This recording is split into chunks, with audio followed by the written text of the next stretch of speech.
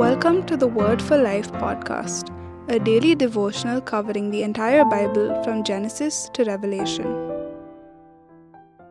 In the last chapter of Genesis, we read how Jacob's body was taken by the family to be buried in Canaan.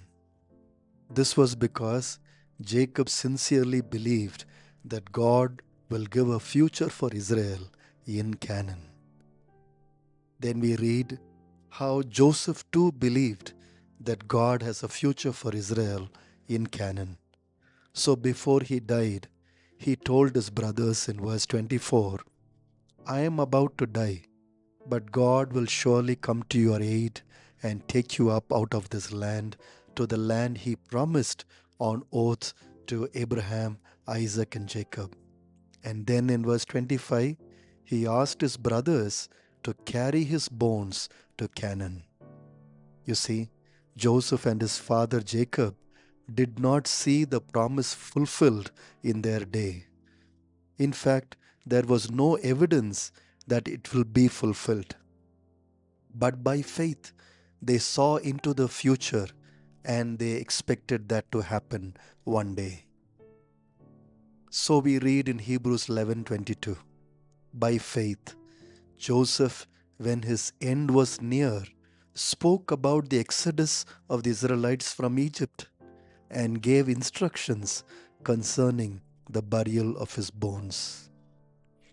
These two men, Joseph and Jacob, believed that God will give a future for their family. On the contrary, the brothers of Joseph did not believe, they lacked faith.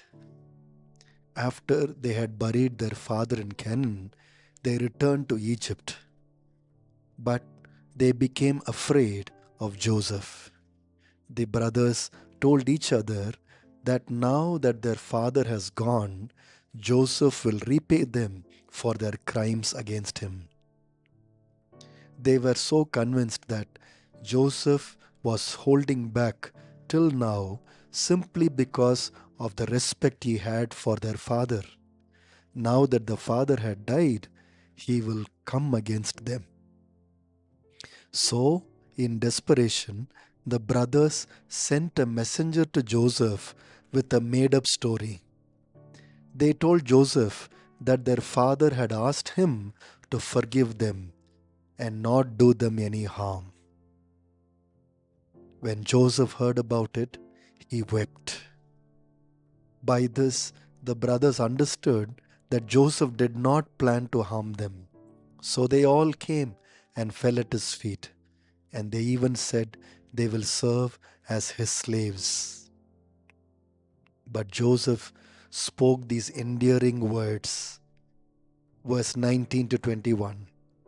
But Joseph said to them, don't be afraid. Am I in the place of God? You intended to harm me, but God intended it for good to accomplish what is being done, the saving of many lives.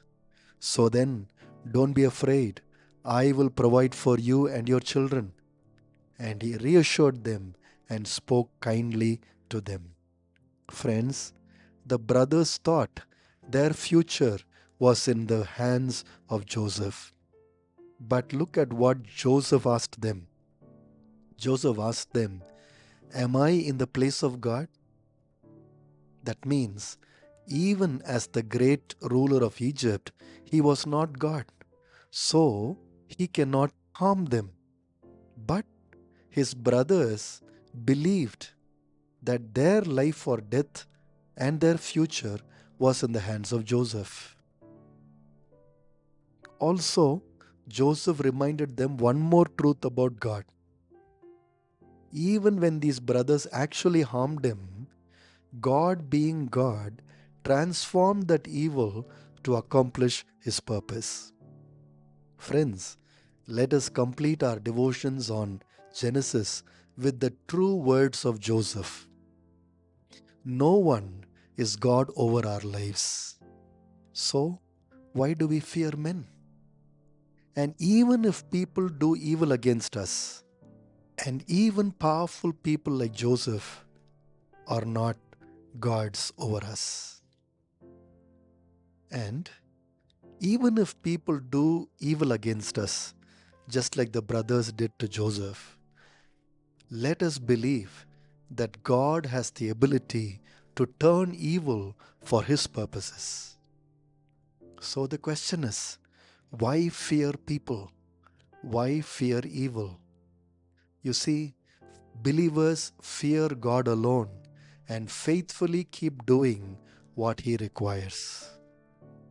Believers live by faith in a God who is over everything and over their future. Friends, 2 people died in faith. 10 brothers lived in fear. May we live trusting that God is God of our future. Thanks for listening. We'll see you tomorrow for the next episode of the Word for Life podcast.